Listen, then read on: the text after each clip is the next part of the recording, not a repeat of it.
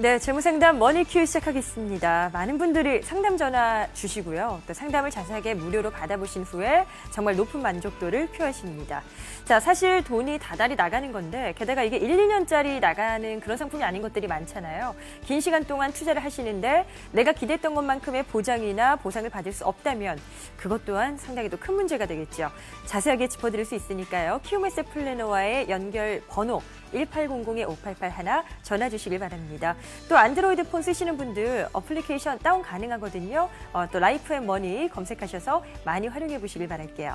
자, 오늘 함께할 두 분 모셔보겠습니다. 키움에셋 플래너의 천강욱 지점장님 나오셨고요. 두진희 팀장님도 오늘 이 시간 함께합니다. 어서 오세요. 네, 반갑습니다. 네, 안녕하세요. 자, 또 오늘 두진희 팀장님은 처음 뵙게 되는데 앞으로 또 좋은 그 진단들 주시리라 믿으면서 첫 번째 시청자님의 고민을 저희가 만나보겠습니다. 자, 사연을 보내주셨어요. 그 내용들을 보니까 많은 재무적 고민이 있으십니다. 지금 소득이 합쳐서 한 500 정도 이렇게 왔다 갔다 하시는 그런 또 변동성은 있는데요. 전세자금 대출이 5천 있으시고요. 주택 청약저축에는 300만 원이 예치가 돼 있으세요. 문제는 한 달에 신용카드를 통해서 뭐 생활비나 통신비나 보험료까지 다 이제 신용카드를 통해서 결제가 되고 있고 리볼빙을 사용하셨대요. 그런데 이게 줄어들질 않고 있다. 돈 관리가 전체적으로 어렵다라는 점. 이제 뭐 보험료가 높다 보니까 현금도 부족하실 것 같고요. 앞으로의 교육자금, 노후 준비 뭐 하나 튼실하게 준비된 게 없는 것 같아서 고민이다. 이렇게 말씀을 주셨습니다. 남편분이 50만 원, 우리 시청자님이 26만 원, 자녀 보험이 20만 원. 비용이 어마어마하거든요. 지점장님, 일단 눈에 띄는 게 카드로 보험료도 결제를 하고 생활비나 모든 면들을 이제 카드에 의존해서 하시는 그런 경우인데 이 가정에 대해서 지출 관리라든가 어떤 뭐 지적이 좀 필요할 것 같아요. 어떻게 보시는지요? 네, 말씀을 좀 드리기 전에 지금 방송 화면은 나가지 않았지만 이 가정이 지금 현재 자동차 할부 중인 걸로 알고 있거든요. 월 할부금 100만 원씩 내고 계시고 2015년 말까지 지금 내신다고 지금 그렇게 이야기를 하셨는데 전반적으로 현재 재무적인 관점에서 볼 때 상당히 좀 위험하고 심각한 상황에 좀 놓일 수도 있다라고 말씀을 드릴 수가 있어요. 만약 현재 상태를 그대로 유지하시게 되면 오래지 않아서 이 가정이 좀 돌이킬 수 없는 그런 상황을 좀 맞이할 수도 있거든요. 다행히도 지금 저희하고 이제 의사소통이 됐기 때문에 상담 진행하는 과정 중에서 좀 개선할 수 있을 거라고 기대를 하고요. 네네. 가장 큰 문제는 그 대출 금액하고 보장성 보험료 금액이 너무 크게 높게 구성이 돼 있기 때문에 생애 꼭 필요하고 긴급한 자금들을 전혀 만들지 못한다라는 부분이 가장 큰 문제입니다. 예, 대출은 뭐 전세자금, 자동차 할부, 그리고 신용카드 리볼빙에 전반적으로 지금 다 포진돼 있는데 좀 하나씩 보면 전세자금 대출은 현재 금리는 높지는 않습니다. 하지만 네, 전세가가 지금 9,500만 원짜리인데 5천만 원, 그중에 5천만 원을 대출을 받아서 지금 살고 계시고요. 그래서 그 대출금의 비중 자체가 전세가에 비해서 조금 높게 형성이 돼 있기 때문에 매달 이자만 해도 15만 원 내지 16만 원씩을 현재 내고 계시거든요. 네, 그리고 원금까지 상환하게 된다면 훨씬 더 부담이 될 거고. 그렇겠죠. 또 이보다 더 큰 문제는 사실 자동차 할부입니다. 제가 말씀드렸던 것처럼 사실 이 가정의 현재 가계 상황을 좀 고려해 보면 그 월 500만 원 정도 소득인 가정에서 월 자동차 할부금을 100만 원씩 내는 거라면 조금 과도하다라고 볼 수 있어요. 만약에 이 차값의 50% 정도만 투입을 시켜서 차를 구입하셨다라고 한다면 매달 50만 원씩을 세이브할 수 있겠죠. 그렇게 하면 3년 할부로 만약에 차를 구입하신 거라면 3년 동안에 순수하게 2,160만 원 정도를 만들 수 있었는데 예, 이 자금이, 이 기회비용이 그냥 날아가게 된 거고요. 그리고 만약 자동차를 혹시나 굳이 구입하시지 않아도 될 상황이었다고 한다면 그러면 매달 100만 원에다가 기본적으로 유류세, 그리고 자동차 보험료, 또 각종 뭐 세금 이런 부분들이 아예 들어가지 않게 될 거니까 월 평균 한 140만 원 정도 저축 가능하거든요. 네. 이렇게 하게 되면 3년이면 무려 6,040만 원 정도를 모을 수 있습니다. 현금 자산으로. 근데 이거에 대한 기회비용이 전체가 다 날아간 거죠. 지금 아쉬운 부분이 여러 등장을 하는 그런 상황입니다. 우리 시청자님이 소득 대비해서 대출이나 이런 것들이 너무 많기 때문에 특히나 자동차 할부 같은 경우도요. 약간 좀 저렴한 그런 선택을 들어갔더라도 더 이익이, 현금적인 유동성이 확실히 높아질 수 있었고, 게다가 약간 차를 조금 더 늦게 사셨더라면 유류비나 뭐 여러 가지 자동차세나 포함하니까 뭐 기회비용이 3년에 6천이 넘어가네요. 그런 부분에 어떤 아쉬운 부분은 있다. 조금 더 미리 상담 받으시고 여러 가지 경우의 수를 보셨더라면 어땠을까라는 생각도 듭니다. 자, 우리 시청자님 지금 연결이 되셨는데요. 바로 또 인사부터 좀 중간에 나눠보도록 하죠. 시청자님 안녕하세요. 네, 안녕하세요. 예, 안녕하세요. 저희가 일단 먼저 시작을 해서 진단을 좀 진행하고 있습니다. 전체적인 재무의 어떤 그 틀부터 그 건전성부터 저희가 좀 이야기를 나눠보고 있는데요. 일단 많은 좀 지적이 나오고 있어서 하지만 그래도 연결되셔서 많이 또 개선하실 수 있다는 점은 정말 전화를 잘 주신 것 같아요. 저희가 이어서 볼 게 이제 신용카드로 우리 시청자님이 리볼빙 카드를 사용한다고 하셨잖아요. 네. 그런데 이게 지금 이제 600 정도가 된다고 정보를 주셨고, 이제 이게 또 사실 메꾸고 갚아나가는 게 많이 또 어렵다고도 많은 분들이 말씀을 주십니다.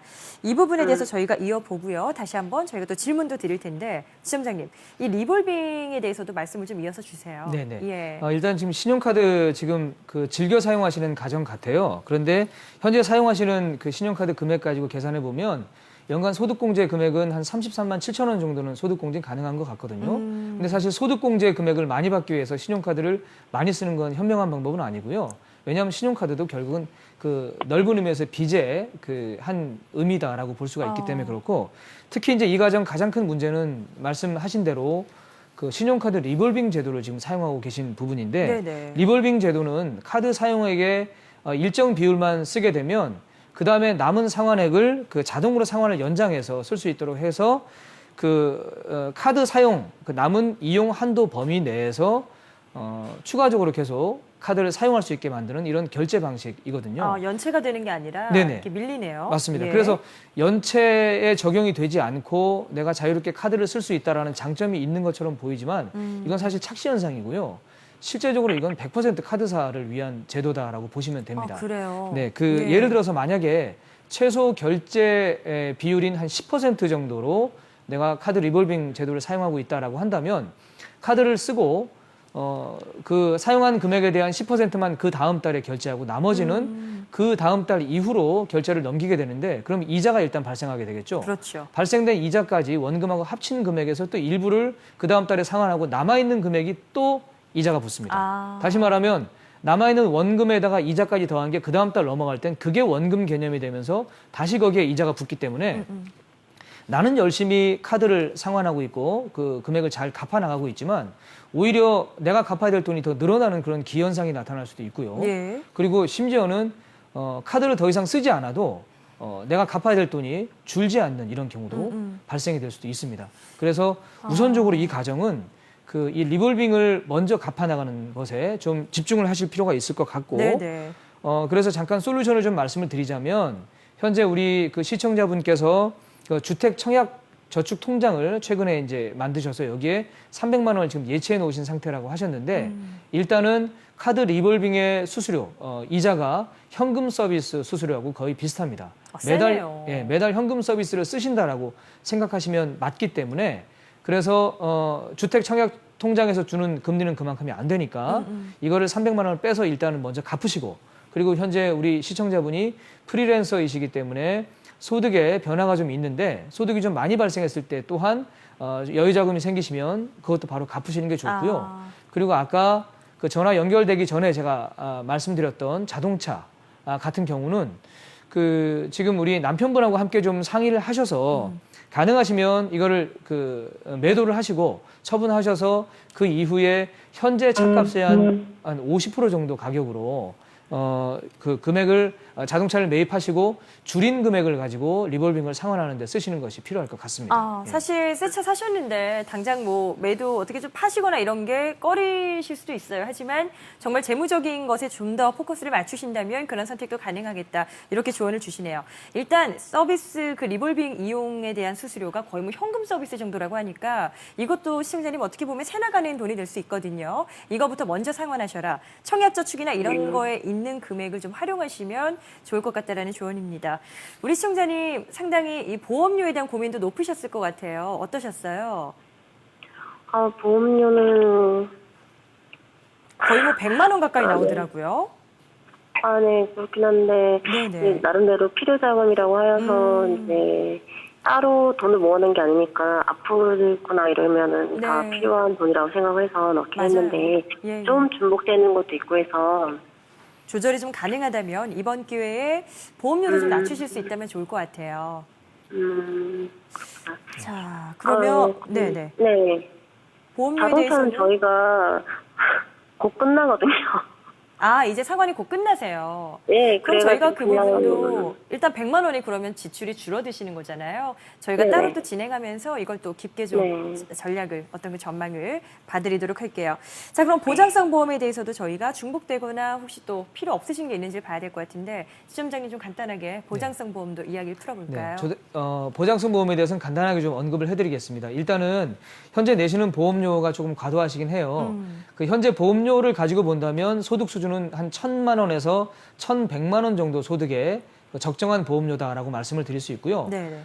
그래서 일단은 줄이셔야 되고 현재 우리 시청자분께서 꼭 필요로 하다고 생각하시는 보장을 다 포함을 시키고 그리고 실제 보장이 포함이 되지 않은 부분까지 다 감안하더라도 추가하더라도 제가 볼 때는 40만 원 정도 수준으로 충분히 보험료를 낮출 수 있다고 판단이 되고요. 무엇보다 조금 더 문제가 되는 부분 중에 하나는 뭐냐면 손해보험 상품으로 그 저축 목적의 상품들을 함께 가미해서 가입을 하신 게 문제거든요. 그리고 또 한 가지는 그 특정 보험사 상품으로 집중해서 보험을 가입을 하셨는데 메리츠아지가 상당히 좋은 보험회사이면 틀림없는 사실입니다. 하지만 그 메리츠아지가 보장을 해주지 않는 영역의 보장들도 있거든요. 예를 들면 이대 질환, 뇌혈관 질환과 그 허혈성 심장 질환에 대한 보장은 다른 보험사보다 상대적으로 좀 보장 영역이 부족하기 때문에 전반적으로 보험 상품을 새롭게 구성을 할 때에는 꼭 그 각각의 보험사에서 특징을 가지고 이런 부분들 장점들만 좀 어우러서 40만 원대 이하로 낮추는 게 좋을 것 같습니다. 아, 그렇게 된다면 절반 이상이 줄어드는 겁니다. 현금 여력도 뭐 자동차 할부도 끝났다고 하셨으니까요. 추가적으로 더 많은 현금 여력이 생기게 되는 건데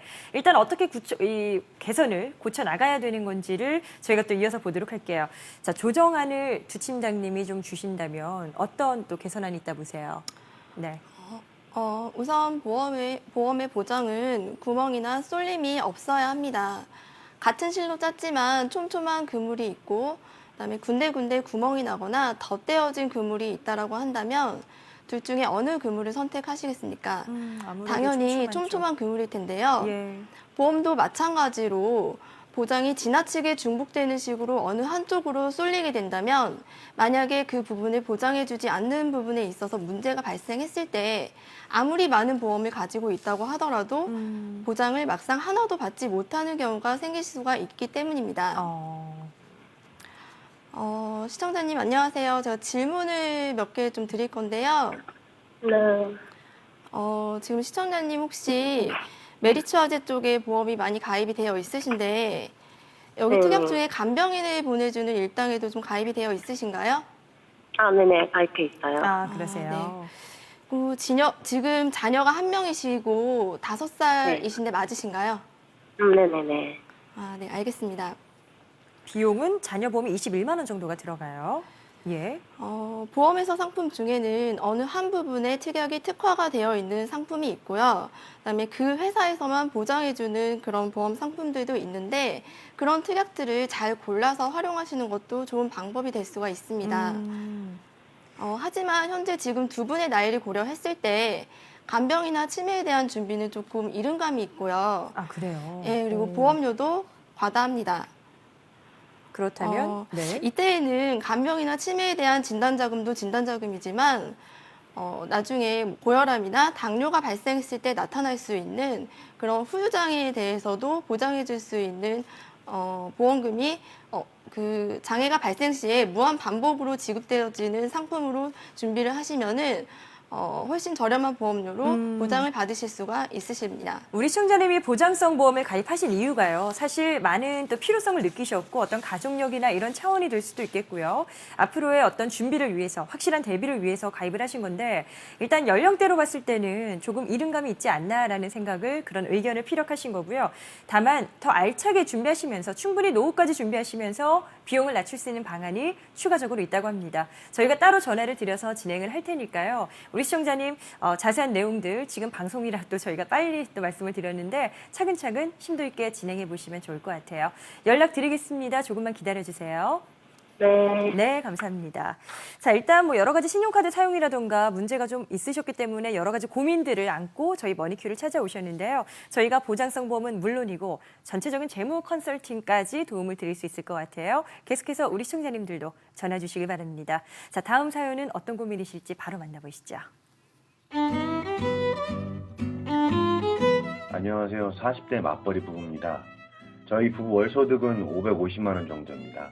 가족들 보험은 실비와 진단금이 있는데 보험료가 70만 원 들어갑니다. 금융자산은 펀드가 2개 40만 원, 새마을금고에 적금을 100만 원 하고 있습니다. 노후 준비를 전혀 못하고 있어서 걱정인데 어떻게 시작하면 좋을까요? 또 자녀 학자금에 결혼 비용까지 앞으로 돈 들어갈 때는 많은데 어떻게 준비하면 좋을지 알려주세요.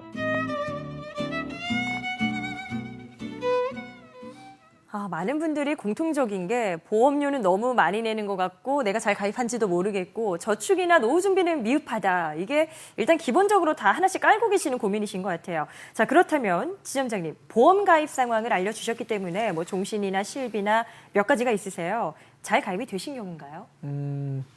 첫 번째 시청자분처럼 이분도 보험 참 많이 가입해 계시거든요. 소득의 한 13% 정도 보험료 내고 계세요. 그래서 한 45만 원에서 50만 원 정도 수준으로 충분히 줄일 수 있고 또 줄인 30만 원을 가지고는 은퇴 목적 자금으로 사용하시는 게 좋을 것 같습니다. 네.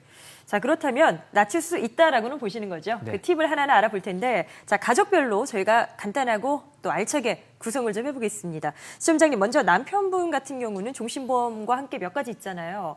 어디를 어떻게 변화주는 게 더 유익하다 보시는지요? 네, 남편분 지금 사망보험금 6천만 원에 불과하거든요. 그리고 ING 종신보험 현재 그 갱신형으로 5년 만기 갱신 들어가 있고 80세까지 계속 갱신 보험료 내셔야 되니까 이 상품 가능하면 좀 정리하시는 게 좋을 것 같고, 그리고 사망보장은 2억으로 향후 10년 정도만 보장이 되면 됩니다. 이렇게 네네. 가져가시면 정기보험으로 한 5만 원 선 정도로 가능하시고요, 구성이. 오. 그리고 현재 그 실손보험은 부부 다 공통적으로 80세 만기로 입원 의료비 3천만 원에 통원 의료비 10만 원밖에 보장이 안 되는 즉 그 2003년 10월부터 2008년 6월까지 가입하신 분들에게 해당되는 그 정도 사이즈로만 지금 보장이 되어 있으니까 현재 보장 금액인 입원 의료비 5천만 원에 통원 의료비 네네. 30만 원 그리고 100세까지 보장되는 걸로 갈아타시면서 3대 진단금과 또 운전자 보험까지 포함한다 하더라도 10만 원 선 정도면 충분할 것 같고요.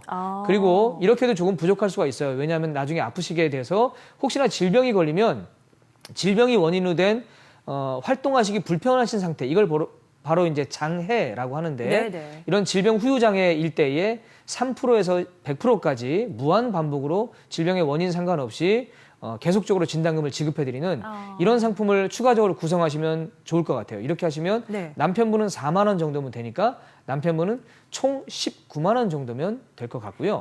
예, 그리고 그래도 이제 알차게 준비를 하신 거겠죠. 예, 맞습니다. 예. 그리고 이제 우리 그 시청자분 부인 되시는 아내분. 분은 지금 ING 생명보험 함께 가입하셨지만 가입 시점이 좀 빨라요. 그래서 갱신형이 아니라 비갱신형으로 가입이 돼 있으시기 때문에, 그리고 현재 아직 소득을 함께 발생을 시키고 있는 분이니까 일정한 사망보험은 필요하시니까 이걸 그대로 가져가셔도 좋을 것 같고요. 남편분과는 ING 종신보험은. 다르네요. 네, 예. 맞습니다. 그렇게 하고 손해보험과 질병 후유 장애를 보장해주는 부분은 남편분처럼 똑같이 구성해서 가입을 하시게 된다면 손해보험은 10만 원, 그리고 질병 후유 장애는 3만 원 정도 해서 우리 부인 되시는 분도 총 19만 원 정도면 가능하실 것 같습니다. 비용이 상당히 많이 그렇지만 약간 보장은 더 챙겨가면서도 비용적인 리스크는 훨씬 더 줄여서 가실 수 있을 것 같아요. 자, 우리 시청자님, 지금 저희가 이제 말씀드린 내용들 저희가 또 자세하게 전해드려서 어떤 정기보험으로 어떤 성격으로 상품을 변화주는 게 지금부로부터 또 손해 안 보시고 가셔야 되니까요. 가장 또 현명한 방안일지 안내를 드리겠습니다. 지금 노후에 참 어렵게 될까 봐 많은 부분들이 또 고민이 되실 것 같아요. 자녀 교육도 문제고요. 앞으로 어떤 현금성 자산을 그런 모아가는 그런 대비책이 필요할 것 같은데 어떻게 준비하시는 게 좋을지는 팀장님이 좀 조언을 주세요. 네. 네. 혹시 자녀 리스크라는 말을 들어보셨는지 모르겠는데요. 이 말은 자녀가 위험하다라는 뜻이 아니라 우리가 돈을 벌어서 자녀에게 과다하게 지출하게 되었을 때 내 노후가 위험해질 수도 있다라는 뜻으로 풀이하시면 될 것 같습니다. 여기서 가장 큰 이유가 바로 자녀의 교육비와 결혼자금 때문인데요. 사실 교육비는 고정비의 성격을 가진 공교육비뿐만 아니라 가장 많은 돈이 들어가는 사교육비 때문에 월소득의 상당 부분이 지출되고 있고요. 예. 또 현실적으로 자녀가 성인이 된 다음에도 부모가 결혼 자금을 준비해줘야 되는 경우가 많이 있기 때문에 결과적으로 자녀를 남부럽지 않게 키우는 과정에서 우리나라 부모의 상당수가 자신의 은퇴 자금을 마련하지 못한 채 노후를 맞이하게 되는 거죠. 맞아요. 자녀에 대해서 아낌없이 퍼주고자 하는 그런 마음들이 다 있으시기 때문에 부부의 어떤 노후보다도 교육이나 어떤 성장에 더 치중하게 되는데 짧게 어떻게 해결책을 그러면 가져가야 되는 건지 어디서부터 시작을 해야 될지 고민이라고 하셨잖아요. 어떤 답이 나올까요? 결론부터 말씀드리자면 시청자분의 노후 자금은 보험사의 연금 상품으로 준비하시는 것이 가장 좋습니다. 지금 사연 주신 시청자분은 월소득 550만 원 중에서 40만 원은 펀드에 그리고 100만 원은 새마을금고 적금에 불입을 하고 계신데요. 네네. 40만 원씩 불입하고 계신 펀드는 5년에서 10년 정도의 중기 자금이기 때문에 그냥 유지를 하시고요. 그다음에 100만 원씩 새마을금고 적금을 가입을 하신 거는 특별한 목적이 없으시다라고 하시면 적금이기 때문에 원금의 손실이 없어서 해지를 하시거나 예. 만기가 얼마 남지 않으셨다라고 하시면 만기 때 100만 원을 연금 상품으로 대체하셔서 노후 자금을 마련하시는 것도 좋을 것 같습니다. 네네. 투자 성향을 따져서도 여러 가지 상품들을 주시잖아요. 뭐가 좋다 보세요? 시청자분의 투자 성향을 고려했을 때 그 무사망령 연금으로 준비하시는 것도 괜찮을 것 같은데요. 이런 상품 같은 경우에는 불필요한 사망 보장을 없앴기 때문에 일반 연금 보험에 비해서 그 사망 보장에 대한 위험 보험료가 적게 빠져서 일반 연금에 비해 환급률이 높기 때문에 좀 메리트가 있는 상품이라고 할 수 있습니다. 네, 무사망형 연금으로 준비하시는 것도 하나의 선택이 되실 수 있겠다. 사실 여러 가지 연금 상품에 대해서도 궁금하셨을 수 있어요. 하지만 자세하게 딱 정리해서 그렇게 정보를 얻기 힘드셨을 텐데 저희가 이번 기회에 연락드려서 자세하게 또 말씀을 드리고 정보도 제공을 해드리도록 하겠습니다. 자, 계속해서 1800-5881 우리 시청자님들 상담 전화 주시고요. 키움S 플래너가 기다리고 있다는 점 꼭 기억하시길 바랄게요. 두 분 말씀 오늘도 감사합니다. 네, 감사합니다. 네.